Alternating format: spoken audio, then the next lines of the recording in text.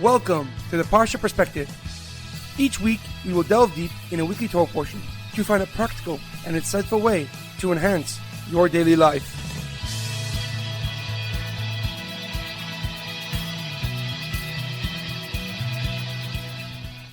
Thank you for tuning in. My name is Rabbi Shalom Yamini, and each week we will look into the weekly Torah portion to find practical and insightful ways to enhance your daily life. This week's Parsha Perspective is in honor of our homeland, Eretz Yisroel. May Kadosh Baruch Hu, may God protect our brave soldiers, and may God return all the hostages from Gaza immediately.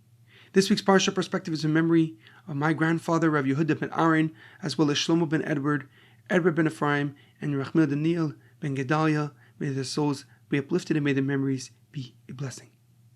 This week's Torah portion is Parsha Pinchas, Strength and Serenity. Our parsha begins with Pinchas, the grandchild of Aaron HaKohen, Aaron the high priest, receiving a reward for killing Zimri, the head of the tribe of Shimon. Zimri was publicly consorting with the Midianite princess, so Pinchas took a spear and ended both of their lives. The reward bestowed upon Pinchas was the kahuna, the priesthood. The Talmud in Zavachim explains that when God anointed Aaron and his 4 sons as priests, as Kohanim, the appointment was intended for Aaron, his descendants, and future generations. Since Pinchas was already alive at the time, but not one of Aaron's children, he did not receive the priesthood himself. Subsequently, Moshe was instructed to go on Mount Avarim and catch a glimpse of the promised land, the land of Israel. Since he would not be entering Israel, God wanted Moshe Rabbeinu to at least see the land from afar, somewhat fulfilling his dream of entering the land of Israel. Moshe then asked God, who would be his successor, who would take over after him. He thought it would be his children who would succeed him as they did his brother as the high priest. But God had a different plan. He told Moshe that his most devoted disciple, Yeshua ben Nun, would succeed him as the next leader of the Jewish people. However, a question comes to mind. When Moshe Rabbeinu asks God who will be his successor, who will take over him, he repeats the prerequisites. He mentions that the next leader must go out before them and come in before them. He will take them out and bring them in. Asher yetzi lefnehem v'asher yaveh lefnehem v'asher yetziem v'asher yaviem. But aren't those stipulations comparable and similar? Going out before them and coming in before them, and taking them out and bringing them in? What is the difference between leading them out and going before them, or coming in before them and bringing them in? Why does Moshe repeat and reiterate his successor's guidelines? Rashi, Rav Shlomo Yitzchaki, the leading Torah commentary, gives a simple explanation. He writes that Moshe's successor will have a unique and specific job, leading the Jewish nation into the promised land. He will first have to conquer the land, and then ensure that the nation enters the land of Israel. Accordingly, Moshe Rabbeinu states that his successor will need to lead the nation into battle and then direct them into the promised land. Rashi explains that Moshe was worried that his successor might make a mistake, causing God to prevent his entering to the land, as God did to Moshe Rabbeinu. Moshe Rabbeinu knew that multiple changes in leadership is a sure way to stop momentum in his tracks, to cause focus being lost as they go to their ultimate goal of building a home for God. And therefore Moshe Rabbeinu doesn't only ask for a successor who will lead them in battle, but also someone righteous enough to definitely enter the promised land, the land of Israel. However, the Sifrono, Rav Ovadia Sifrono, an Italian commentary and rabbi, gives a deeper and more profound explanation.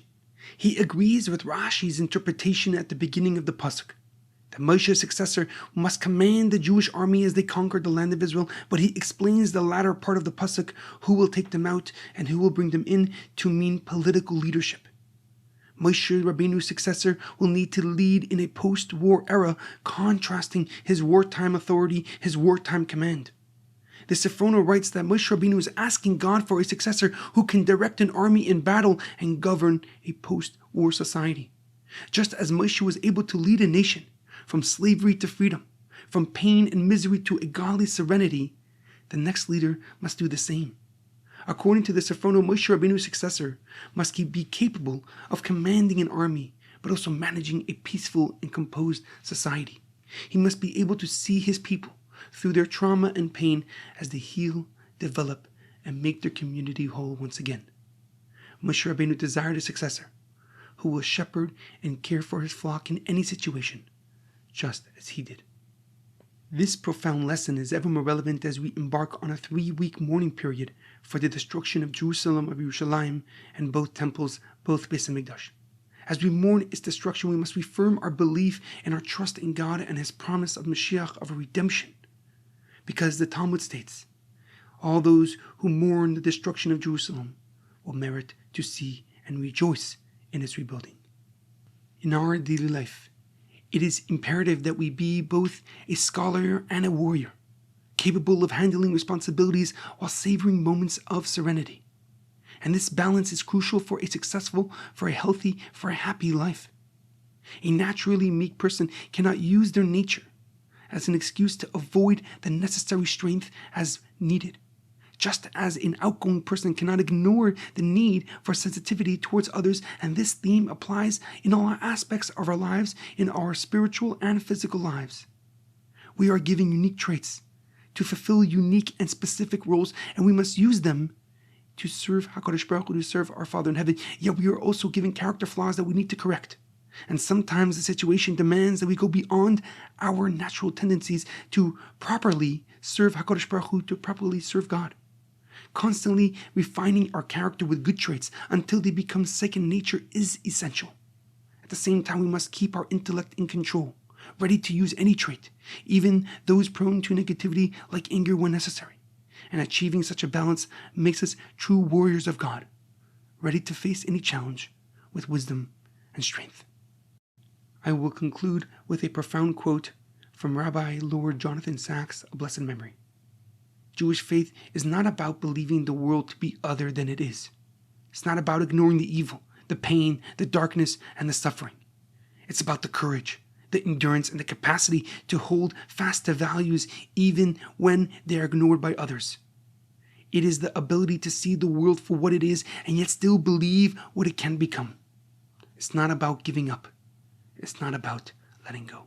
Have a great weekend and good Shabbos.